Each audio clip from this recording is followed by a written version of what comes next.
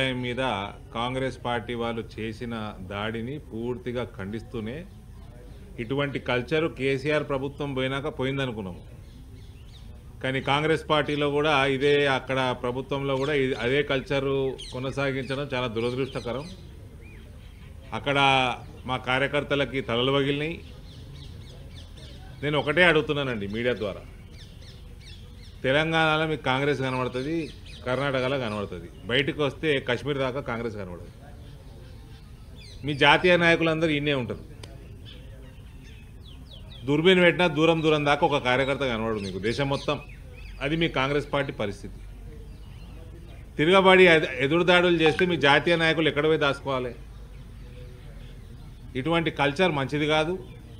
Bharatiya Janata party ప్రభుత్వంలో ఉన్న ఏ రాష్ట్రాలలో కూడా ఈ రకమైన దాడులు ఇటువంటివి జరగవు.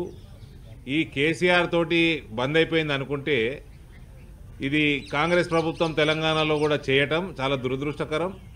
ఇది అస్సలు అన్కాల్డ్ ఫర్. అండ్ దీనివల్ల ఇది కనుక ఇంకా కొనసాగితే మీ జాతీయ నాయకులు దాచుకుంటే కూడా జాగాలు ఉండవు. కాబట్టి ఆలోచన చేసుకొని పని చేసుకోండి. అక్కడ మహేష్ కుమార్ గౌడ్ కానీ రేవంత్ రెడ్డి కానీ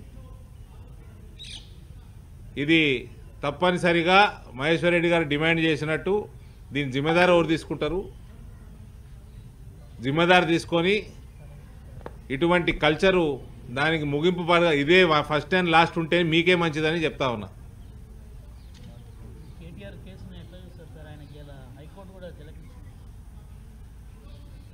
ఫస్ట్ దోసుకున్నారు, వీళ్ళు దొంగలు, దగులుబాజితనంకి అసలు లిమిట్ లేకుండే వీళ్ళ పాలనలా. మళ్ళా వీళ్ళకేదో ఈయనేదో మంత్రి అన్నట్టు ఇలా అయ్యే ఇంకా ముఖ్యమంత్రి అనుకుంటుండో. నేను అడ్వకేట్లను తీసుకుపోతా.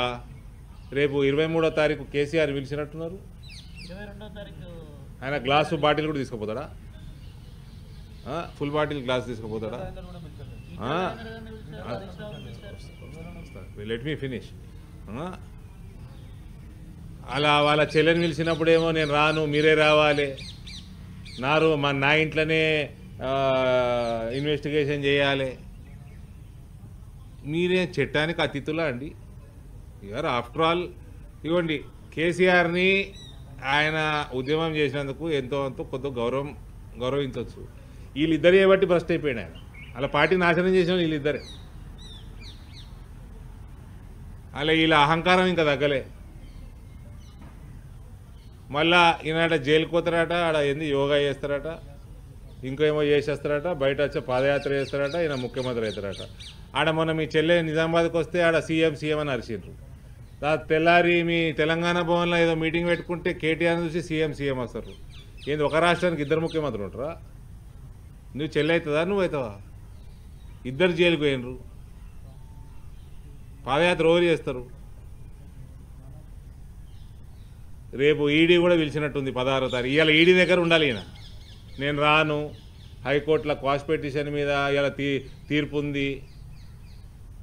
తప్పించుకొని ఎన్ని రోజులు తిరుగుతావు కేటీఆర్? నీకు రెండే ఆప్షన్లు ఉన్నాయి. దేవుణ్ణి ప్రార్థించుకో. తీహార్ మేళా, చెంచల్గూడ మేళా.